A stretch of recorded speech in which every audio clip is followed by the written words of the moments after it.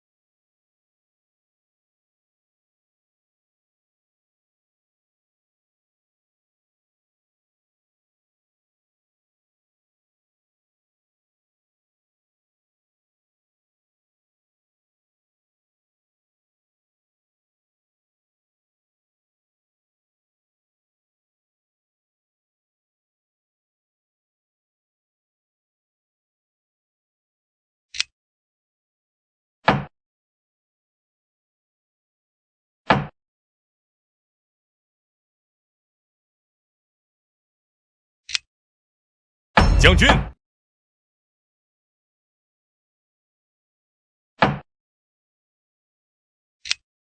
将军，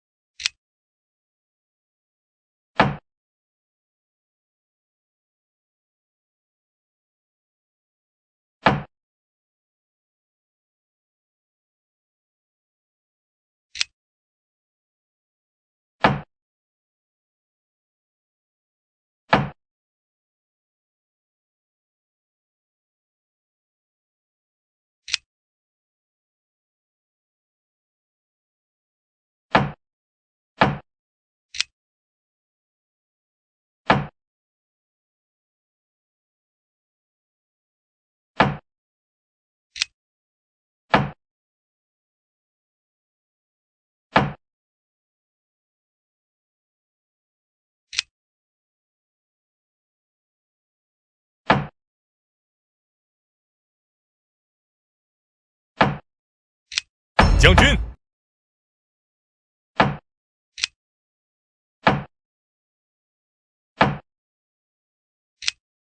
将军，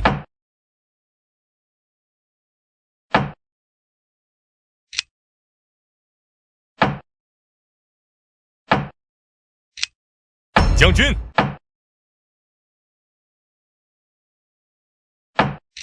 将军，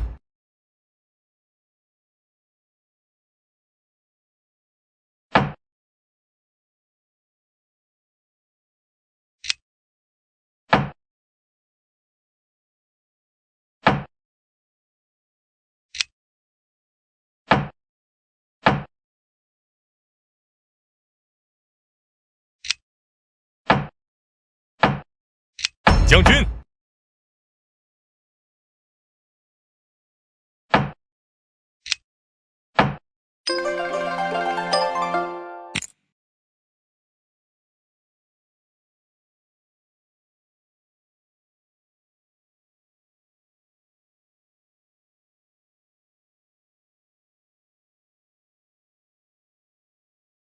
，Count 23, the attempted murder in the first degree of Genesis Valentin.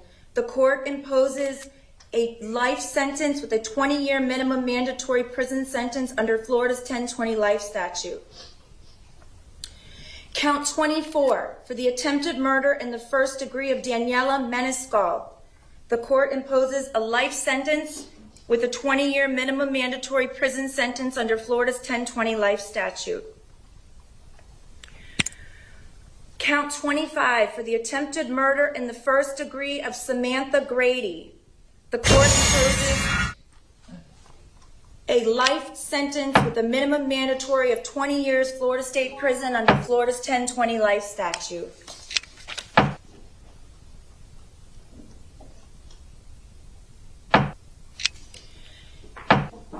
Count 26 for the attempted murder. Mr. Silvershine, I see you're standing up. Did I Just in case. misspeak? Okay. Count 26 for the attempted murder in the first degree of Samantha Fuentes. I'm imposing a life sentence with a minimum mandatory of life under Florida's 1020 life statute. Count 27 for the attempted murder in the first degree of Isabel Checker. The court imposes a life sentence with a minimum mandatory prison sentence of 20 years Florida State Prison under Florida's 1020 life statute. Count 28. Court. There's no doubt that dogs have been domesticated for thousands of years, beginning during the last ice age. What is less certain is the process of domestication that brought wolves.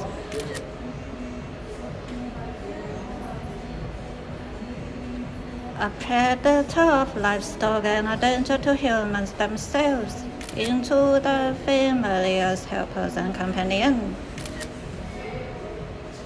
One widely accepted theory is that Paleolithic humans are captured wolf cubs and raised them to serve as alarms.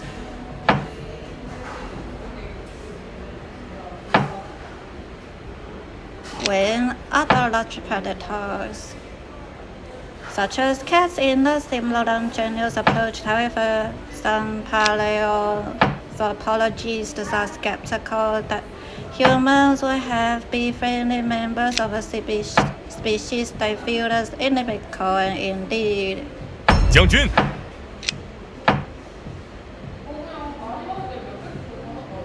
sought to decimate.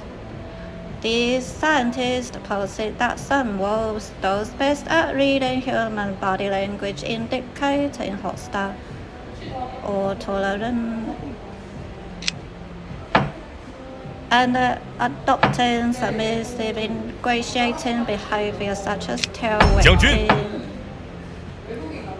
approach early human settlements. First to scavenge and then to solicit handouts. Natural selection then favor those wolves most pleasing to humans, specifically those most friendly and trainable, as these animals would elicit the 将军。 most food and shelter.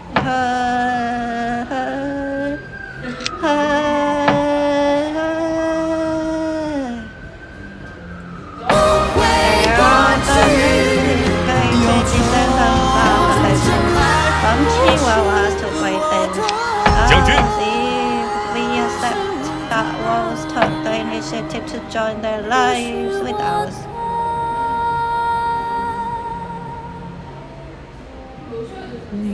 It is not a much greater 将军。 to believe that our species have cohorts such that those humans with traits that best satisfy the wolves benefit most from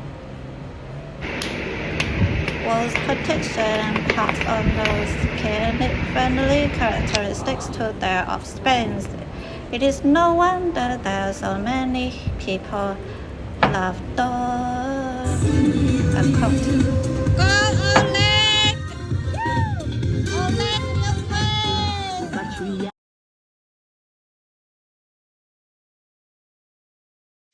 将军，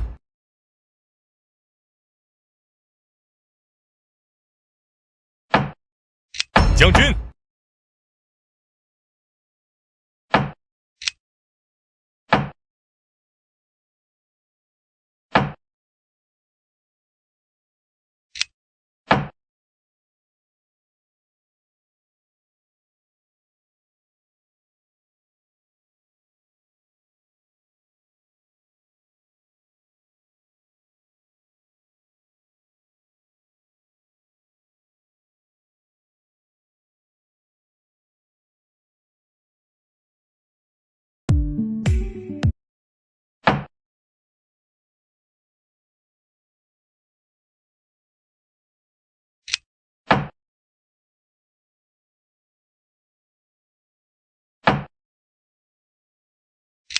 将军，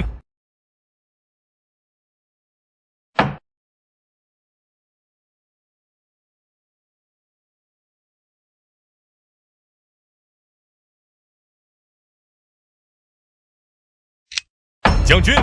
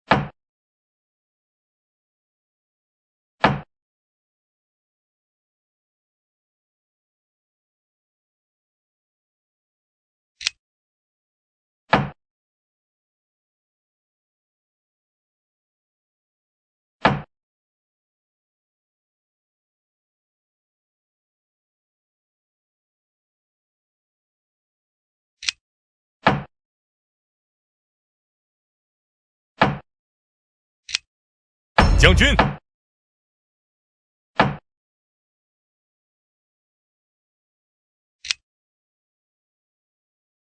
决杀！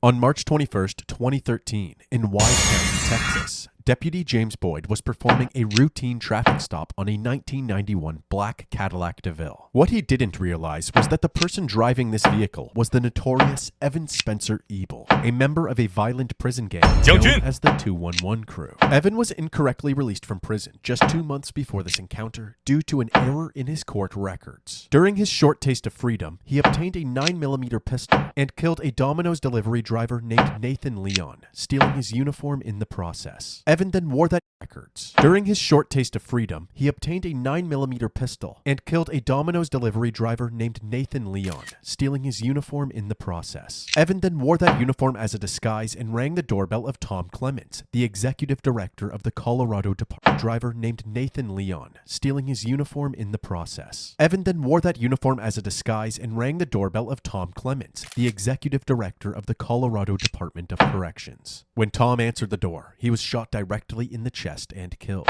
In the shocking overnight murder of the head of Colorado's prison system, Tom Clements was gunned down as he answered the front door of his Monument home last night. Air Tracker 7 was over the home this morning. Investigators are searching the area for clues and they are talking to neighbors. 2 days after this shooting brings us right back to this traffic stop on March 21st, and it seems that Evil Ebel would rather continue his murder spree than go back to prison. In this exact moment, Deputy Boyd was shot 3 times, twice in the chest and once in the head. Unfortunately, due to YouTube's sensitive graphic violence guidelines, we are unable to show this shooting on screen. However, Deputy Boyd recovered from his injuries and later described the experience. I remember seeing the gun shoot off a number amount of times, and I could see the cartridges fly out. At which point I blacked out. I had no clue whether I was standing, sitting, laying, whatever. While squirming on the ground in shock and agony, Deputy Boyd is spotted by a random civilian who pulls over to help. Backup is called in, and while Deputy Boyd gets some much-needed medical attention, numerous officers from several jurisdictions are quickly in hot pursuit of the shooter. The chase reaches speeds of over 100 miles per hour, and more shots are fired at law enforcement, all while weaving in and out of traffic. At one point, Evan blows a tire and smoke billows out from his vehicle, hindering the police cruiser's field of view. But the officer remains calm and stays right on Evan's tail. Eventually, Evan exits the highway, and the chase continues through the streets of Wise County. Then, out of nowhere, an 18-wheeler slams into Evan. His car is totaled, but the action isn't over yet. Evan immediately exits the vehicle and fires a barrage of bullets at the officers. The officers fire back, hitting Evan multiple times. Evan Ebel was killed instantly. Several significant pieces of evidence were found in Evan's Cadillac, including Nathan's Domino's uniform, directions to Tom Clements' house, a manifesto outlining his grievances with the prison system, and a hit list of other prison officials. This was an immediate red flag for authorities, as just 7 weeks earlier, another shooting took place with striking similarities. On January 31st, 2013, just 3 days after Evan Ebel was released from prison, a DA in Kaufman County was shot just outside of the courthouse. Coffin County 911. Yes, sir. We've got a gentleman on Grove Street and Madison that just got shot. Officer Jason Statsny was the first to arrive at the scene. He immediately began CPR. He got a shot in his face. There you go. There you go, buddy. Keep breathing for me. 5 minutes later, an ambulance arrived and an EMT took over. Anybody know anything about it? He's one of the DA prosecutors. The victim was 57-year-old Mark Hassey, the chief assistant DA for Kaufman County. The scene was quickly secured, and Mark was loaded into the ambulance. Soon after being transported to the hospital, he tragically passed away. With the shooter at large, the courthouse was shut down for the day, and police began to canvass the area. Witnesses stated that the shooter was wearing all black with a covered face, and that they fled the scene by hopping into the passenger seat of a getaway car, a silver or light-colored four-door sedan. Another witness claimed to have heard Mark's final words, "No, I'm sorry," right before he was shot. Investigators had a feeling that one of the criminals Mark prosecuted sought revenge through a targeted killing, and Mark's final words only supported this theory. While they worked to verify this hunch, District Attorney Mike McClelland made a public statement where he addressed the shooter directly. My name is Mike McClelland. I'm the criminal district attorney for Kaufman County. We lost a really, really good man. I hope that the people that did this are watching, because we're very confident that we're going to find you, we're going to pull you out of whatever hole you're in, and we're going to bring you back and let the people of Kaufman County prosecute you to the fullest extent of the law. 2 months later, when Evan Ebel's murder spree ended with his death, Mike and Kaufman authorities wondered if they could link Evan's 211 crew affiliation and hit list to Mark's murder as well. Unfortunately, Mike wouldn't live long enough to find out, as he became the next victim. District Attorney Mike McClelland and his wife Cynthia have been found shot to death. It is the second shooting of a prosecutor in the small Texas town this year, coming just 2 months after Assistant District Attorney Mark Hassey was shot dead outside the local courthouse on his way to work. On March 30th, 2013, friends and family were unable to get in touch with District Attorney Mike McClelland and his wife Cynthia. When they went to check on them, the door was unlocked. Inside, they immediately noticed shell casings at their feet. They feared the worst, and after moving toward the living room, Cynthia was found lying motionless in a pool of blood. Further into the house, they discovered Mike's body as well, riddled with bullets. The McClellands had been brutally murdered. Authorities rushed to the scene and spent the night processing it. It was discovered that the McClellands had a home security system that kept track of